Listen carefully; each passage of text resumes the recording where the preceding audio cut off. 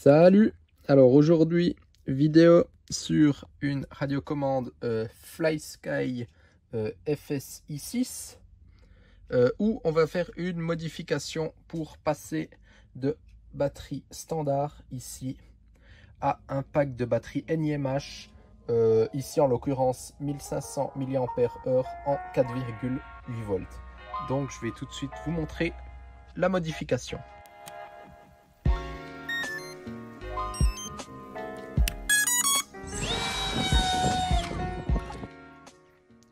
Donc la première étape consiste à enlever nos 4 vis au coin de notre radio grâce à un tournevis cruciforme ici et de bien les poser en sécurité à côté pour pas les perdre.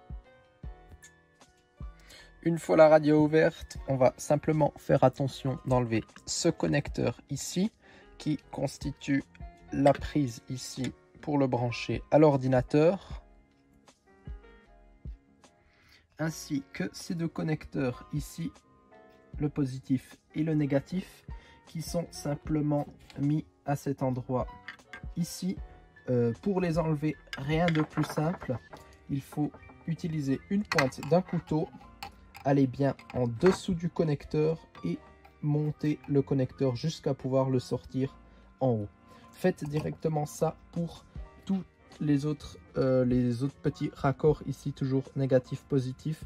Ils sont simplement glissés à l'intérieur, donc il faut les sortir avec la pointe du couteau. Ça prend un petit peu de temps, mais une fois qu'on l'a fait, c'est bien propre. Pour pouvoir relier la prise mâle cerveau de notre batterie, donc le négatif et le positif, il nous faut tout simplement une prise cerveau ici. Et les fiches qui nous intéresseront sont bien sûr le noir, le négatif, et le rouge, le positif. Le blanc, on n'en aura pas besoin. Du côté de la télécommande, on va tout simplement venir dessouder directement sur la petite platine grâce à un fer à souder. On va venir simplement chauffer ici et le connecteur va tomber tout seul. La soudure faite, je viens tout simplement mettre un petit bout de gaine thermo pour être sûr qu'il n'y a pas de faux contact. Voilà, donc la NiMH reliée avec nos petites soudures et on va directement pouvoir tester comme ça si tout fonctionne. Super, ça marche. Et on a bien une tension de 5 volts, 4 volts 9. Donc ici on avait plutôt une partie électronique et maintenant on va passer à la partie manuelle, car l'emplacement pour nos batteries, normalement les piles, le pack NiMH ne passe pas en fait. Il est un tout petit peu trop large. Donc je vais sortir la Dremel et je vais tout simplement ici couper tout le tour pour avoir un fond vide. Et on verra après comment ça se présente. Déjà un côté de fait, il m'en reste plus que 3 autres. Et j'ai tout simplement utilisé le côté coupant de la lime. Car la Dremel ça marchait pas super bien, ça déviait et tout. Alors qu'avec la lime c'est plutôt droit. Après on finira ça bien. Donc je vais faire encore les 3 autres côtés et je vous redis comment c'est.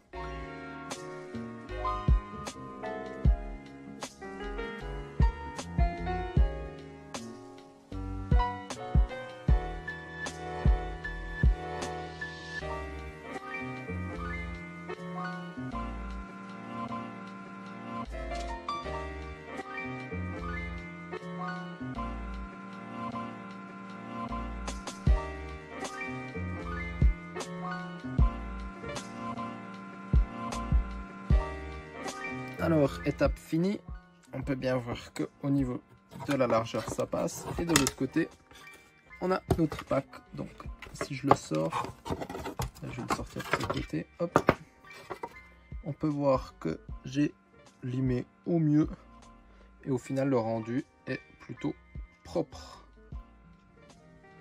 Donc je vais maintenant remonter le tout, ne pas oublier notre connecteur à le rebrancher dans le bon sens. Il y a des détrompeurs sur la platine Et on peut maintenant remettre nos vis. Une fois remonté, on peut voir que la platine est directement visible. Et pour ça, je vais tout simplement utiliser un petit carré de mousse comme ça, que je vais mettre au fond pour protéger le tout. Voici le tout terminé avec la mousse au fond. J'ai mis le connecteur ici, il a droit bien de la place. Attention, peut-être pas recouvrir avec de la mousse sur le composant électronique qui est en dessous.